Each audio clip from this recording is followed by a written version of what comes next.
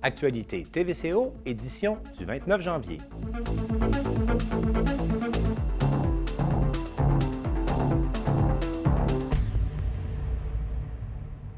Aux actualités TVCO pour vous cette semaine, bien tout d'abord, à l'aube des élections municipales qui se dérouleront en novembre prochain, le réseau Femmes et Politique municipale lance la première édition de la revue électronique Ensemble avec nos différences.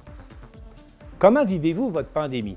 Bien, c'est la question qu'on a posée à nos concitoyens, puis on vous a préparé un Vox Populi à ce sujet. Aussi, la forêt gourmande, ça vous dit quelque chose? C'est une initiative de la coop de l'Arbre qui se déploie actuellement au centre de ski Le Massif de Petite-Rivière-Saint-François et notre journaliste Élisabeth Pailleur nous a préparé un reportage à ce sujet. La ville de Baie-Saint-Paul soulignera la fête du Canada le 6 février prochain. Et pour en savoir plus sur cette fête, bien, on a rencontré Marc-Olivier Bouchard, qui est animateur à la ville de Baie-Saint-Paul et qui va nous expliquer quelle forme va prendre cette année cette fête du Canada dans un contexte, bien sûr, bien particulier.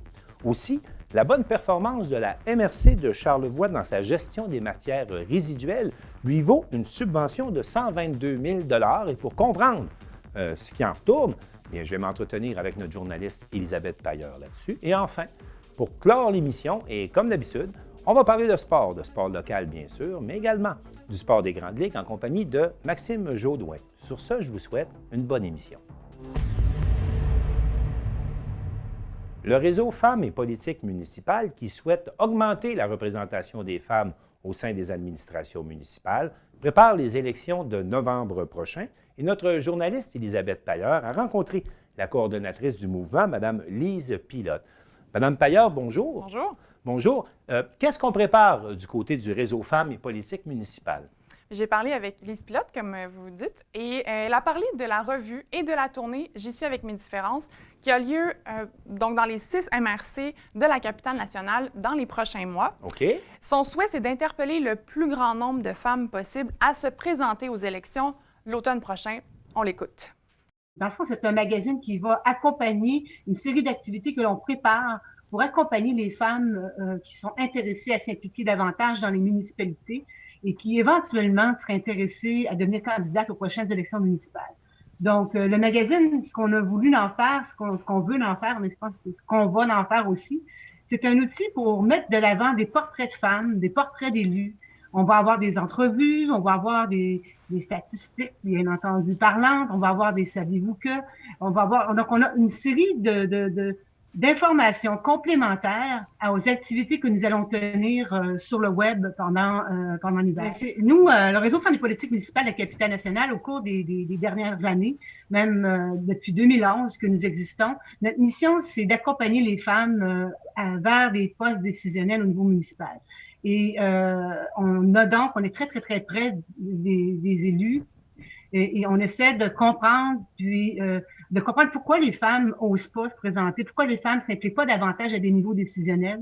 Et donc, on s'est aperçu dans le cadre de nos démarches, de nos rencontres sur le terrain, dans le cadre aussi du colloque que nous avons tenu en février dernier, on s'est aperçu que les femmes manquaient un peu de modèles.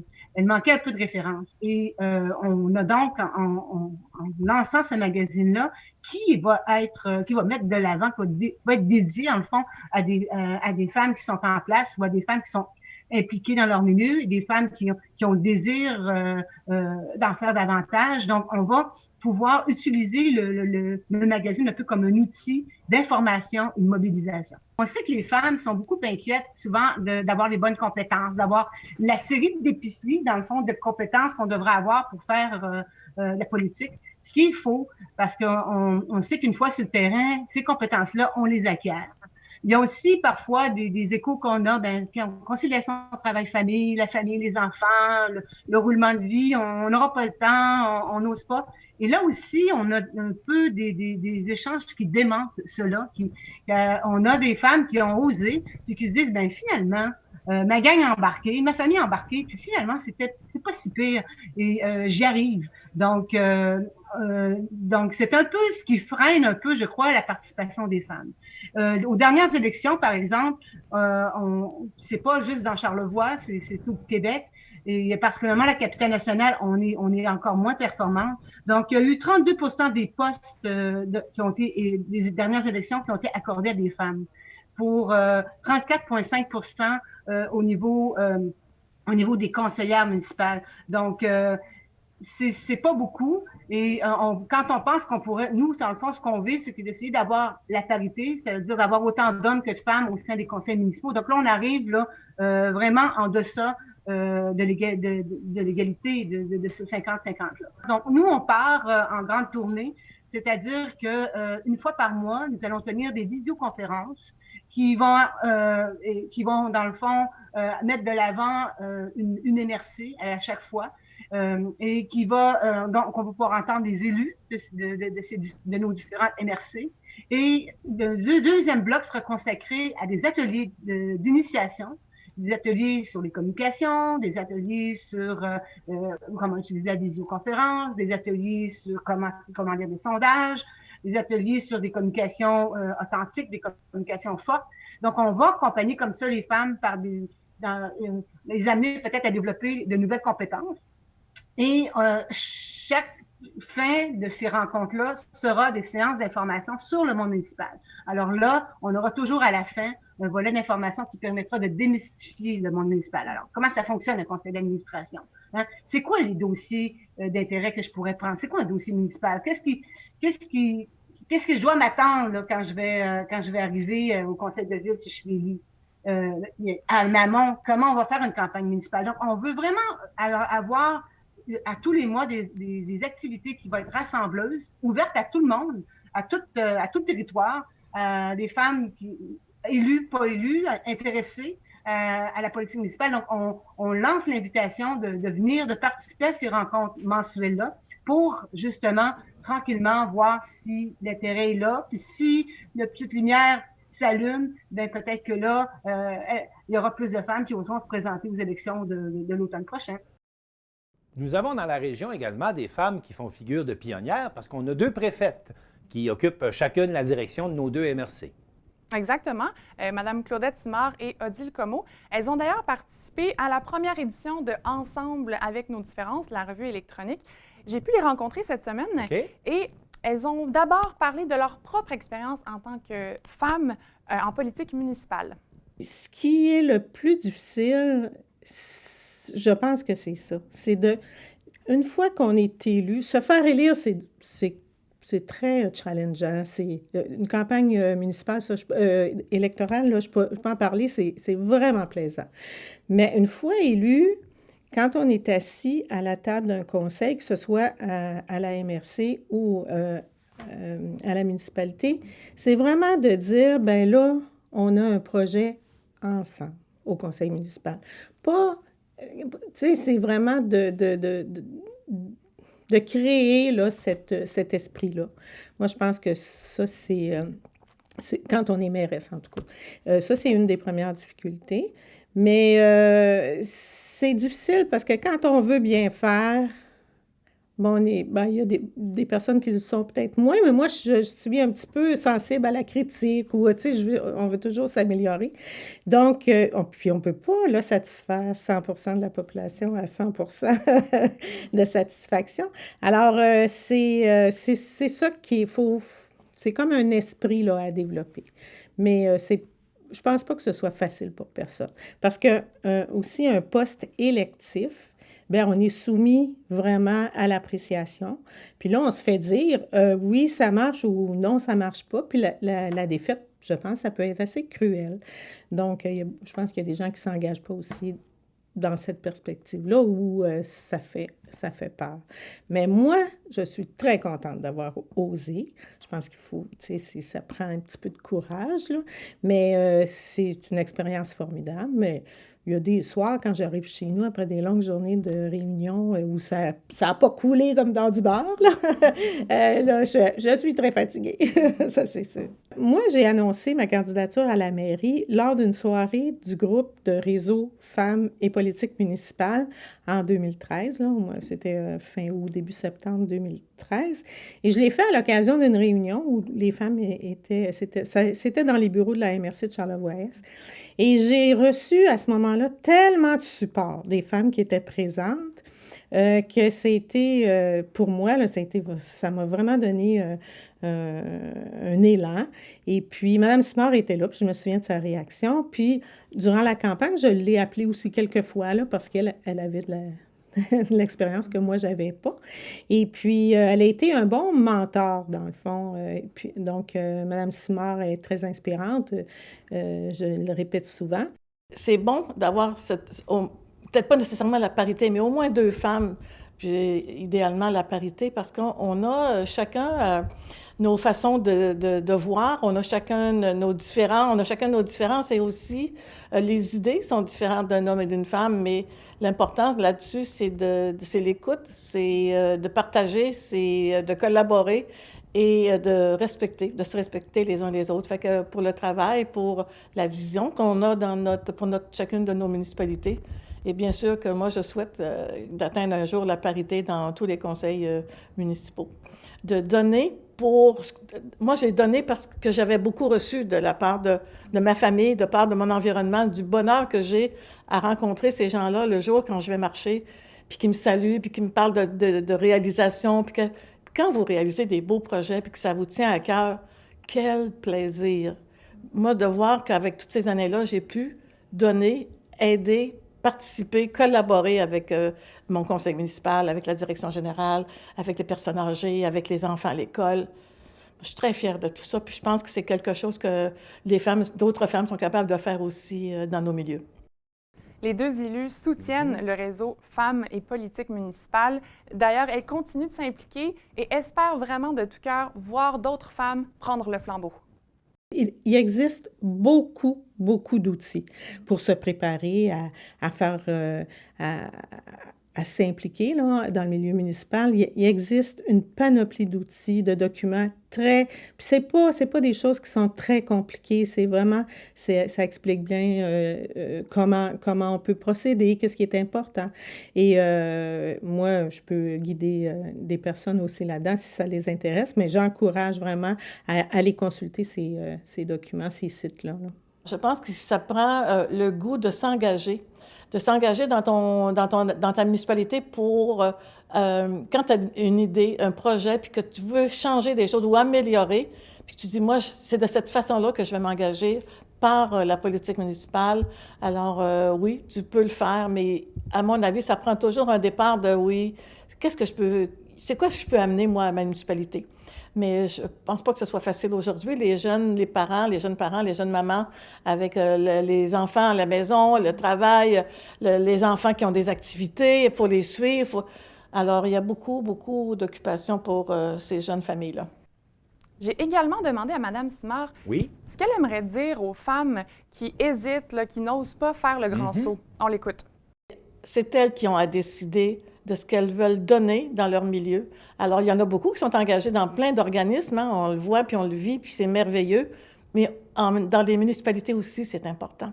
C'est important de voir qu'est-ce que vous pouvez apporter de plus, que ce soit au niveau de l'éducation, que ce soit au niveau loisirs, activités, bibliothèques, et qu'est-ce que je peux faire de mieux pour donner une meilleure qualité de vie à mes concitoyens et concitoyennes. Et je pense que ça part toujours de la personne qui veut s'engager pour le bien commun. Alors, c'est comme ça que je l'ai toujours vu, que je l'ai toujours choisi, mais je pense que c'est avec ce goût-là que la femme peut décider, que les femmes peuvent décider de s'engager en politique municipale. Et je pense que ça part aussi de ce qu'on est comme individu, de voir que c'est important de donner. En général, je pense que les femmes qui se sont investies en politique municipale ont réussi à atteindre leur objectif ou ont réussi aussi à se faire entendre, à défendre leurs idées, défendre leurs projets. Alors, on sait très bien que souvent, les femmes, on est reconnues pour notre côté plus communautaire. C'est évident que c'est pas notre force que de voir les infrastructures de route d'être dans les trous, mais pour des infrastructures importantes. Mais on a varié tout ça avec les compétences et les connaissances de chacun et chacune. Élisabeth Pailleur, merci beaucoup pour ces entrevues. Merci. Comment se passe votre confinement? C'est la question qu'on a posée à nos concitoyens cette semaine et on vous a préparé un Vox Populi là-dessus. Est-ce que vous êtes tanné du confinement? Comment ça se passe pour vous? Ça se passe un peu comme partout ailleurs. Hein. Est-ce que c'est difficile ou ça se passe bien? C'est difficile, là. Non, pas vraiment. On s'habitue. Qu'est-ce que je pense, c'est on ne peut pas faire autre chose que suivre la voie qu'on a à suivre, là, les consignes, tout ça. Là, ça devrait d'aller de mieux en mieux, là, je pense que... Ben, moi, personnellement, ça va bien, là, parce que je suis à la retraite, alors le confinement ne me touche pas vraiment. Moi, ça va très bien. Très bien, moi, j'ai rien contre ça. Au contraire, t'sais, on était bien avant, quand on était dans le jaune. Là. Hein? Puis, j'aimerais ça que ça reste de même, qu'on revienne au jaune. Bien, comme un peu tout le monde, mais ce qui est plaisant, c'est qu'on a vraiment espoir pour la suite des choses, là. Oui, on est très tannés, surtout que moi, j'ai un commerce, alors c'est d'autant plus difficile. On est résilient là, depuis le mois de mars, là, mais...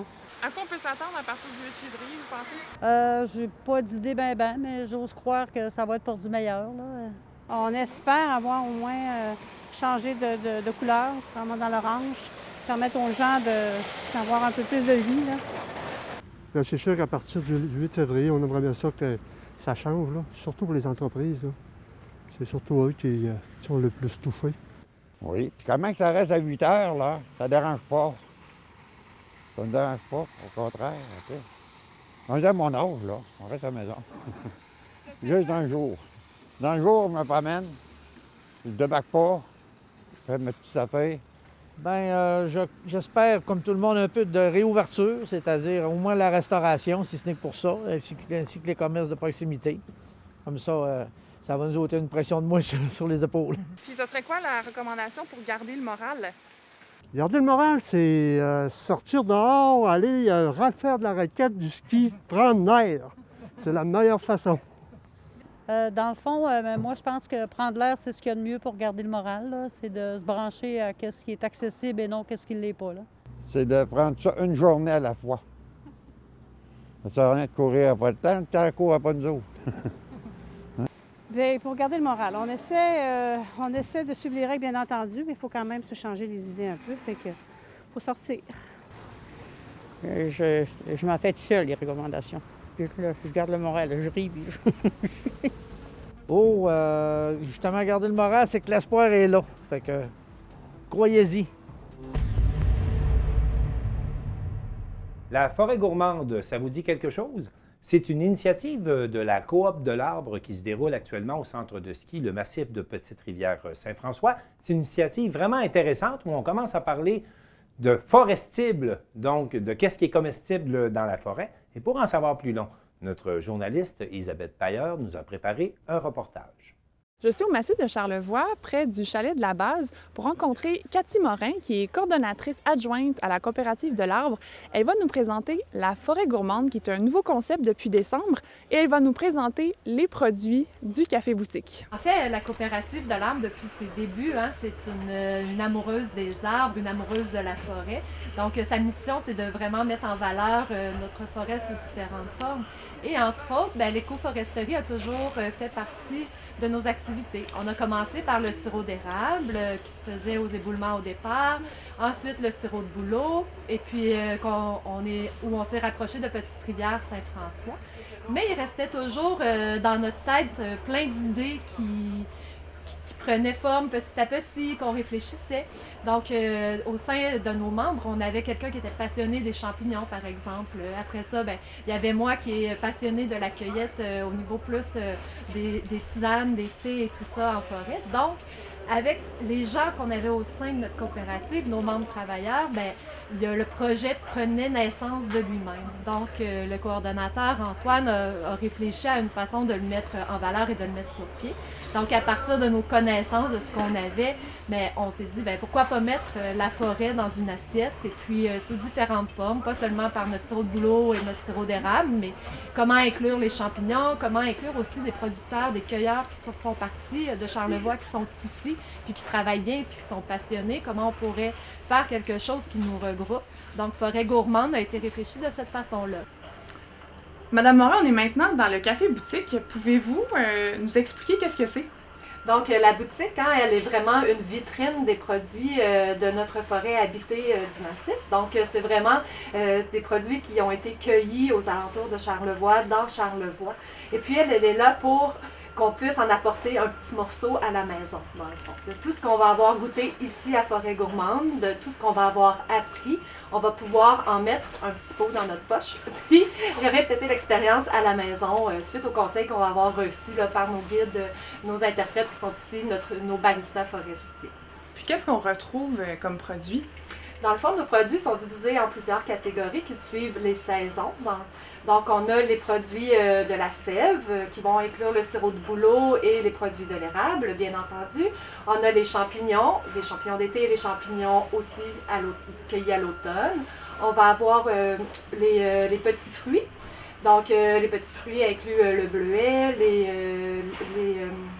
la mélange, excusez-moi. Et nous avons aussi les épices, n'est-ce pas, qui est notre thème pendant la belle saison d'hiver. Donc, les épices, on retrouve le mérique baumier. On a aussi la baie de genièvre et le poivre d'Aune, aussi appelé le poivre des dunes, qui est cueilli ici sur la montagne du Massif. Donc, ça a été cueilli directement à côté des pistes, n'est-ce pas, au milieu des skieurs, il y a 2 semaines. Donc, à main nue par une belle journée d'hiver qui était douce. Donc, chaque petit chaton mâle a été cueilli à la pointe des doigts et ils sont présentement en train de sécher pour la suite là, de nos goûters qu'on va servir. Puis, par rapport aux produits, est-ce que ce sont tous des produits qui proviennent du Massif ou ce sont et le Massif et Charlevoix? Comment ça fonctionne? Dans le fond, ici, dans la forêt habitée du Massif, ce qu'on retrouve énormément, ce sont les champignons, le poivre d'Aune, la baie de genièvre, mais on va aussi aller un peu à l'extérieur dans Charlevoix pour avoir une plus grande variété. Par exemple, la mélange, elle, est de l'île aux coudres. Donc, c'est les vergers Penneau qui sont en charge de faire cette cueillette-là et de nous la transformer en gelée et en sirop de mélange. Wow! Et comment ça fonctionne si on veut venir au café boutique? Comment ça fonctionne quand on se présente? Est-ce qu'on a le droit à des dégustations, par exemple? En fait, les dégustations sont sous forme de produits qui sont vendus dans notre café. Donc, entre autres, vous allez retrouver le mochaccino des dunes qui met à l'honneur un chocolat chaud poivré avec un expresso, une belle montagne de crème fouettée, qui a aussi une cassonade d'érable poivré au poivre des dunes. Donc, c'est de la façon qu'on va pouvoir goûter notre poivre. Ensuite de ça, on a un pain d'épices qui est fait avec un beurre de mérique baumier. C'est notre façon de faire déguster le mérique dans ce cas-ci. Et pour la baie de genièvre, on la retrouve dans notre thé forestier et aussi dans un frittata. Donc, il faut savoir aussi, les goûters ont été réalisés et conçus avec l'aide des faux bergers. Donc, on a travaillé là, sur des produits qui pouvaient mettre en valeur nos épices et puis de cette façon-là, les faire mieux connaître aux gens qui viennent les déguster. Puis, vous n'êtes pas officiellement ouvert, là, si j'ai bien compris. Ça va ouvrir quand exactement, officiellement? En fait, c'est ouvert officiellement depuis le 31, sauf que c'est un peu un premier démarrage. On est encore à installer des choses, l'ambiance n'est pas encore tout à fait créée, il s'en vient encore quelques petits trucs là, pour que l'expérience soit vraiment complète, là, autant au niveau des yeux, de l'odorat, des saveurs. Donc, il nous reste encore des petites choses à fignoler, mais c'est ouvert ici du vendredi au dimanche, donc de 8h à 15h30. Les baristas sont là pour vous offrir des cafés, les différents goûters, les potages. Donc, c'est la façon de venir nous rencontrer. Puis, ils sont toujours disponibles. Dans le fond, on a le barista, mais on a aussi l'interprète qui va vous expliquer les produits, comment on peut les utiliser à la maison. Vous parlez un peu des plantes aussi, là, comme on a vu les panneaux tout à l'heure. Ensuite de ça, le sirop de bouleau. Donc, comme on a l'érable qui est au printemps, on termine notre production environ à la fin avril, tout dépendant des saisons. Aussitôt que l'érable arrête de couler, la nature est bien faite, c'est le bouleau qui commence à couler. Donc, même qu'autrefois, les équipements des cabanes à sucre étaient nettoyés à l'aide de l'eau du bouleau, qui est très peu sucrée.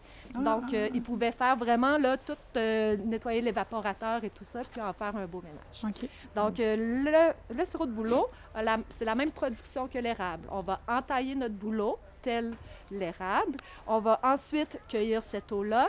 On va la filtrer. Comme je vous l'expliquais tout à l'heure dans la boutique, c'est le sirop de bouleau. Pour en faire 1 litre, on a besoin entre 120 et 200 litres d'eau. Donc, comparativement à l'érable, qui a besoin de 40 litres pour faire son litre de sirop d'érable. Wow. Donc, le sirop de bouleau va couler. L'eau de bouleau coule abondamment et continuellement, contrairement à l'érable qui a besoin d'une gelée pour pouvoir couler. Donc, quand le bouleau commence à couler, bien, c'est parti. Donc, on cueille, on transforme et on en fait un sirop qui est plus un condiment, le sirop de bouleau. Donc, c'est ça. Parce que j'allais dire, il me semble que la couleur là, du sirop de bouleau est très foncée comparativement au sirop d'érable. Oui, alors donc le sirop de bouleau, il nous rappelle un peu la mélasse. Il va rappeler aussi la saveur d'un vieux vinaigre balsamique là, qui est bien vieilli. Et on va l'utiliser un peu de la même façon dans le fond. C'est vraiment pour décorer l'assiette. C'est pour en faire, par exemple, moi j'aime bien le mettre en duo sur ma crêpe avec le sirop d'érable, mais j'en mets quelques gouttes tout simplement. Ça va faire des bonnes marinades, des choses comme ça. Oui. Puis nous, dans le fond, le sirop de bouleau, c'est un produit vraiment de circuit court. Hein. Quand on a commencé à le faire, c'était pour Charlevoix, l'eau était de Charlevoix. C'était aussi dans l'idée de préserver le paysage parce que nos bouleaux, ils sont magnifiques debout, mais c'est un arbre qu'on peut avoir tendance à couper parce que son bois n'a pas une grosse valeur. Donc, en offrant de faire la cueillette de l'eau de bouleau, bien là, c'est une belle valeur ajoutée. On a nos belles bétulets qui sont là sur pied. C'est tellement beau. Puis on a un beau produit qui est délicieux à mettre dans notre assiette. La pandémie nous fait vivre des choses bien spéciales et, entre autres, cette année, on va fêter la Fête du Canada à Baie-Saint-Paul le 6 février prochain. Alors, pour en savoir plus long, on s'est entretenu avec Marc-Olivier Bouchard, qui est animateur au service des loisirs de la ville de Baie-Saint-Paul et qui nous présente le programme d'activité qui est prévu pour le 6 février prochain. Marc-Olivier Bouchard, bonjour. Bonjour, Martin. Alors, quelles sont les activités qui sont proposées pour souligner d'une façon particulière cette année la Fête du Canada à Baie-Saint-Paul? Fête du Canada, 6 février, c'est particulier, oui, mais on voulait trouver des activités pour animer de manière sécuritaire, puis dans le respect des règles sanitaires, les citoyens charlevoisiens. Oui. Donc, on a des boîtes de jeux pour les enfants 3 à 12 ans. Oui. De quoi s'agit-il exactement? C'est des boîtes de bricolage principalement, des dessins, des bricolages que les jeunes vont pouvoir aller chercher à la bibliothèque de la ville de Baie-Saint-Paul. Pour les réserver par Sport Plus. C'est le même mode de réservation qu'on a fait pour les plateforme activités de patins Okay. et tout ça. Donc, on se réserve une boîte de bricolage qu'on va pouvoir aller chercher à la bibliothèque. Exactement. On peut se réserver ça à partir de quand? Du 1er au 3 février. OK. Donc, on invite les gens, bien sûr, à se procurer ça. Ça, c'est du bricolage pour les enfants, mais il y a d'autres activités également qui sont proposées. Oui, également, il y a le rallye Boule de neige qui va nous permettre de sillonner les parcs de la ville. Donc, c'est un rallye à la poursuite de bonhommes de neige avec une application mobile. Il y aura des indices à trouver dans chacun des parcs pour faire le rallye. Comment ça fonctionne? Exactement. Donc, à l'entrée des parcs que nous avons ciblés, il y aura un bonhomme de neige en pancarte. Oui. Puis, dans le parc, un petit peu plus loin, il y aura un autre bonhomme de neige avec un indice à trouver. Et ça, ce rallye-là, on va pouvoir commencer à le faire à partir de quand également? Le rallye va être disponible tout le mois de février jusqu'à la semaine de relâche. Donc, il va être possible de le débuter à la fête hivernale, donc le 6 février, jusqu'à la fin de la semaine de relâche qui donne le 5 ou le 6 mars. Est-ce qu'il faut s'inscrire? Est-ce qu'il faut se procurer le plan du rallye? Comment ça fonctionne? Ou on se présente dans les parcs puis on fait le rallye? Comment ça fonctionne? On télécharge l'application. Oui, OK. En fait, toutes les informations vont être sur le site de la ville de Baie-Saint-Paul, sous l'événement de la Fête du Canada. Qu'est-ce qu'il y a d'autre comme activité de prévu pour la Fête du Canada qui va être célébrée, on le répète, là, le 6 février? Puis le clou de la journée, de la soirée, sera un feu d'artifice en début de soirée. Donc, dans le respect des règles sanitaires, on a choisi un site qui va permettre à la majorité des citoyens de Baie-Saint-Paul de l'observer à partir de leur foyer. Le feu va se faire à quel endroit? On ne le mentionne pas, on le garde secret, c'est une demande de la santé publique. D'accord. Donc, il y aura un feu qui va être lancé dans les airs 10 minutes à l'avance pour annoncer aux gens l'heure exacte du feu. Oui. Puis ensuite de ça, le feu va démarrer. Qui est prévu pour quelle heure, le 6? Encore là, on ne mentionne pas l'heure, mais c'est avant le couvre-feu. Oui. Et entre la tombée de la noirceur et le début du couvre-feu. Donc, à suivre, mais ça sera annoncé dans les heures qui vont précéder le feu, c'est bien ça qu'on comprend? Oui, d'autres communications sont à venir tout au long de la semaine, justement concernant les activités et pour le feu. Mais on se rappelle donc que ce feu aura lieu le 6 février à la tombée de la nuit. Quelque part à Baie-Saint-Paul, à la tombée du jour. À annoncer. Oui. OK, ça c'est parfait. En terminant, vous avez également agi comme animateur pour une émission spéciale qui a été tournée ici dans nos studios de TVCO. Pouvez-vous nous en dire quelques mots? Donc, le thème de la Fête du Canada en 2020, puisqu'on reprend la Fête du Canada qui devait se dérouler le 1er juillet 2020, était sous le thème « Ces héros qui nous inspirent ». Donc, nous avons interviewé 3 personnes qui ont marqué à leur manière l'histoire de Baie-Saint-Paul. Alors, qui avez-vous interviewé? Clément Turgeon, directeur général et directeur artistique du Festif. Oui. Marie-Claude Savard-Gagnon, ancienne athlète en patinage artistique, championne canadienne des championnats canadiens de patinage artistique en 1997. Oui. Monsieur le maire de Baie-Saint-Paul, Jean Fortin. Et ces 3 personnes sont venues témoigner des personnages qui les ont inspirés dans leur parcours. Exactement. Bien, écoutez, merci beaucoup, Marc-Olivier Bouchard, pour ces activités. On vous souhaite bonne chance avec la Fête du Canada. Merci beaucoup. Merci. Nous apprenions cette semaine que la MRC de Charlevoix s'est vue verser une subvention de 122 000 $, subvention qui est liée à sa performance en matière de matières résiduelles, de récupération des matières résiduelles. Et pour mieux comprendre comment ce programme fonctionne, je m'entretiens avec Élisabeth Pailleur. Élisabeth, rebonjour. Rebonjour. Élisabeth, comment fonctionne ce programme de redistribution aux municipalités? Bien, tout d'abord, il faut comprendre que depuis 2006, c'est le ministère de l'Environnement qui redistribue annuellement des redevances perçues auprès de tous les lieux d'élimination du Québec. OK. Puis ici, on parle vraiment des déchets, la récupération et les matières organiques. De quelle façon et sous quelle forme c'est fait? Bien, tout simplement par une subvention aux municipalités. Puis, c'est en fonction de leur population et de leur performance en lien avec la gestion des matières résiduelles. OK. Le but du programme, c'est quoi? Bien, ça vient premièrement de la politique québécoise de gestion des matières résiduelles et c'est vraiment pour réduire au maximum la production de déchets et aussi d'encourager la mise en œuvre d'un plan de gestion de matières résiduelles par les municipalités.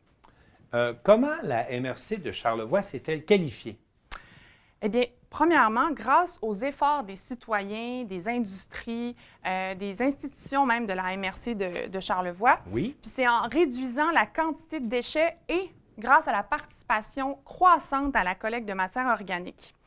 Ça provient d'où exactement, cette subvention-là? Bien, c'est une récompense qu'on pourrait appeler, là, une récompense du ministère de l'Environnement et de la lutte contre les changements climatiques. Puis, c'est dans le cadre du programme sur la redistribution aux municipalités qu'on a nommé tout à l'heure. Je vais y aller avec un tableau ici qui va nous montrer... Oui, combien de tonnes on a réussi à récupérer pour se qualifier, justement? Bien, tout d'abord, on y va avec les montants. Donc, dans le fond, ça, c'est le montant du 122 000 là, dont on parlait tout à l'heure. Donc, le premier montant qu'on voit ici, 27 814 $, c'est la diminution, c'est le bon résultat de la collecte des bacs bruns. Et le 81 990 $, eh bien, c'est pour la performance territoriale en gestion des matières résiduelles. D'accord. Donc, c'est très encourageant. La MRC de Charlevoix est très contente de voir ça chez les citoyens, chez les commerçants et tout ça. Et donc, ça veut dire que plus les citoyens vont participer au recyclage, vont mettre de l'attention au tri des matières résiduelles, mais plus le gouvernement va verser une subvention. Donc, maintenant, on pourrait aller voir, pour terminer, oui, vraiment, là, les quantités, hein? Voyons ça ensemble. Donc, depuis 3 ans, la diminution de déchets équivaut à 1117 tonnes métriques. Ça, Martin, ça équivaut à 1 117 000 kilos de déchets. Que l'on n'envoie pas à l'enfouissement et qu'on récupère et que l'on retravaille pour revaloriser la matière. Exactement. Et pour l'exercice, on voit, là, depuis 3 ans, il y a vraiment une amélioration. On voit qu'en 2018, il y avait une diminution de 260 tonnes de déchets. 2019, 79. Et 2020, quand même, 850 tonnes de déchets qu'on a diminué. Là. Donc, c'est très encourageant tout ça. Alors, c'est une bonne nouvelle pour vraiment la MRC. Puis ça nous montre également que les citoyens, les efforts que chacun de nous fait pour remplir son bac, commencent à porter fruit. Exactement. Élisabeth Pailleur, merci beaucoup. Merci. Merci. Alors, c'est maintenant le temps de parler de sport local et également du sport des grandes ligues en compagnie de Maxime Jaudoin. Maxime Jaudoin, bonjour. Bonjour, Martin. Maxime, beaucoup d'événements sportifs ont été annulés cette année, mais on a quand même connu parfois du succès. Et puis, il y a un événement en particulier qui a été souligné là, cette semaine. Oui, alors on fait un peu un retour vers le futur, je vais l'appeler comme ça, Oui, parce OK. que oui, en 2020, il y a un événement qui a réussi à maintenir ses activités malgré la pandémie, et c'est l'Ultra Trail Arikana, Oui. honnêtement. Et j'étais présent pour le couvrir, honnêtement, je peux dire que ça a été un beau succès, on a bien géré ça de façon sécuritaire, donc ça a bien été. Et au cumulatif, on parle de 650 athlètes du Québec qui ont participé en septembre. On se souvient que c'était Quand même. avant la deuxième vague, avant Oui. que ça déclenche. Également, on parle de plus de 290 bénévoles, une cinquantaine d'employés sur 15 sites différents. Donc, en gros, on a démontré que malgré le virus, c'est encore possible de faire du sport si on est bien préparé et bien entouré. Donc, on a réussi cette année à passer à travers la pandémie du côté d'Arikana. Exactement, exactement. Est-ce que la Ligue de hockey junior majeur du Québec, elle, va réussir à passer à travers la pandémie? Parce que c'est pas évident le calendrier des matchs. Oui, ben on travaille très fort, en tout cas. Je OK. leur donne ça pour réussir Ouais. à y aller. Donc là, la saison qui va se poursuivre là, à huis clos, on parle du 12 au 18 février prochain et les matchs vont se dérouler à 3 endroits, Shawinigan, Victoriaville et pour une deuxième fois dans la ville de Québec. Alors, on se souvient qu'au mois de novembre dernier, Oui, Québec on avait fait une également- bulle. Exactement, une bulle. Donc là, Québec revient dans le décor là-dessus. Alors, on parle de 6 équipes qui vont s'affronter au centre Vidéotron. Et ce qu'on dit, c'est que même si la Ouais. situation sanitaire pouvait s'améliorer, parce que là, on parle beaucoup de partisans avec les vaccins. Donc, eux, même si ça s'améliore, on va demeurer les matchs à huis clos pour ne pas non plus faire exprès pour que le virus se propage encore plus. Est-ce qu'on pense qu'on va être capable de finir la saison du côté de la Ligue de hockey junior majeur? Si ça va comme ça, oui. Je sais que là, ce qu'on fait, c'est qu'on prend des fois quelques pauses pour mieux repartir. Donc, c'est si jamais on voit que le virus s'améliore trop, on prend des pauses, on attend que ça se calme, Oui. on repart. Mais oui, c'est possible. Est-ce qu'ils vont la terminer dans les temps qu'eux souhaitent? On ne le sait pas encore, mais oui, je pense que d'ici là, l'été, là, à un moment donné, oui, ça va se terminer, là, c'est sûr et certain. Il y a une autre grosse nouvelle là, qui est tombée cette semaine, c'est que le gouvernement du Québec a retiré son soutien financier qui Oui. était promis là, pour l'organisation de la Coupe du monde de soccer à Montréal. Oui, ça, c'est une grosse nouvelle. On va prendre le temps un peu de le verbaliser, si vous le voulez Oui. bien, parce qu'il faut comprendre qu'on tourne en 2018. Dans le gouvernement avec Philippe Couillard, avait promis un soutien financier à la Ville de Montréal pour avoir la candidature pour la Coupe du monde en 2026. Là, on parle bien sûr de déposer sa candidature. On est à cette étape-là. Oui, on est, OK. on est là-dessus. Il faut savoir que la Coupe du monde est organisée par 3 pays, je vais le dire comme ça, Canada, États-Unis et le Mexique. Alors là, on est ensemble là-dedans. Et comme je le disais, au départ, on avait confirmé la candidature à Montréal. On va vous appuyer si vous y allez. Donc, on vous donne le OK. Allez-y. Et si vous l'avez, on va être derrière vous. On a commencé comme ça. Oui. Mais là, ce qui est arrivé, c'est que, bon, avec la pandémie, évidemment, les finances publiques ont été grandement touchées. Donc là, évidemment, là, avec le logo qui est en place dans le gouvernement, là, on s'est rendu compte qu'on ne pouvait plus assurer l'argent qu'on avait promis. Et là, au départ, on parlait de 50 millions Oui, OK. pour une durée de 6 matchs. Là, présentement, les coûts ont explosé encore davantage. Donc là, ça devenait compliqué pour Legault de dire on a le budget. Donc là, finalement, on s'est retiré. On a retiré la participation du gouvernement derrière la Ville de Montréal, donc on n'aura pas ce financement-là dans les poches pour la Ville de Montréal. Est-ce qu'on sait comment, est-ce qu'on sait si la Ville de Montréal va poursuivre le dépôt de sa candidature? Eux, présentement, ils se retiraient. Ils ont juste dit, là, le restant, ça va être vraiment la Ville de Montréal. C'est un peu comme si on dirait, là, arrangez-vous du mieux que vous pouvez, mais eux, vraiment, se détachent de ça. Et pourquoi ils ont fait ça? Parce que c'est Caroline Proulx qui est la ministre du Tourisme. La ministre du Tourisme qui a parlé là-dessus, c'est que les coûts, justement, étaient trop élevés de ce qu'on demandait. Et il faut savoir qu'à l'heure actuelle, la priorité numéro 1 du gouvernement, Ouais. c'est d'aider les PME québécoises, de 1, et de relancer également les centres-villes. On parle de Montréal, mais également de Québec. Donc, ce qui veut dire qu'au bout de la ligne, là, le budget pour la Coupe du monde commençait vraiment à ne plus être possible. Donc, on a retiré, et l'argent qu'on avait promis, bien, je pense qu'on va l'amener ailleurs, tout simplement. Alors, ça devenait de moins en moins pertinent. Alors, on a décidé de se retirer. Exactement. En terminant, M. Jaudoin, on ne peut pas quand même finir notre émission, parler de sport, sans parler des Canadiens de Montréal. Oui. Une question, est-ce qu'ils ne sont pas en train de brûler la division Nord? Bien, ça a l'air d'être ça, hein, là. Parce que vraiment, honnêtement, on là, écrase nos adversaires. Là. Oui, bien là, 3e victoire de suite face aux Flames là, pour la rentrée montréalaise. Donc, ça se passait à Montréal pour une première fois depuis le 10 mars 2020 que le Canadien n'avait pas joué sur la glace du Centre Bell. Oui, c'est vrai. Donc là, écoutez, dans la division Nord, on est 2e, 12 points en 7 parties. On est à 2 points de Toronto. Là, vraiment, comme tu l'as dit, Martin, on se pose la question, combien de temps que le CH va tenir ce classement-là? Ce rythme-là? Ce rythme-là. Donc là, est-ce qu'on brûle la Ligue présentement? Oui, je pensais jamais dire ça dans ma vie, mais là, présentement, on brûle du moins une division. On brûle la division qu'on est. Donc là, ça continue comme ça. Mais il faut dire, par contre, que cette année, on est gros, on est fort, puis on patine. Alors le succès, on ne l'a pas volé, on le mérite. Maxime Jodoin, sur ces bons mots, je vous remercie. Ça fait plaisir. Je vous dis à la prochaine. Alors, c'est tout pour l'émission d'actualité cette semaine. Au nom de toute l'équipe, je vous remercie et je vous souhaite une bonne semaine. On se dit à la prochaine.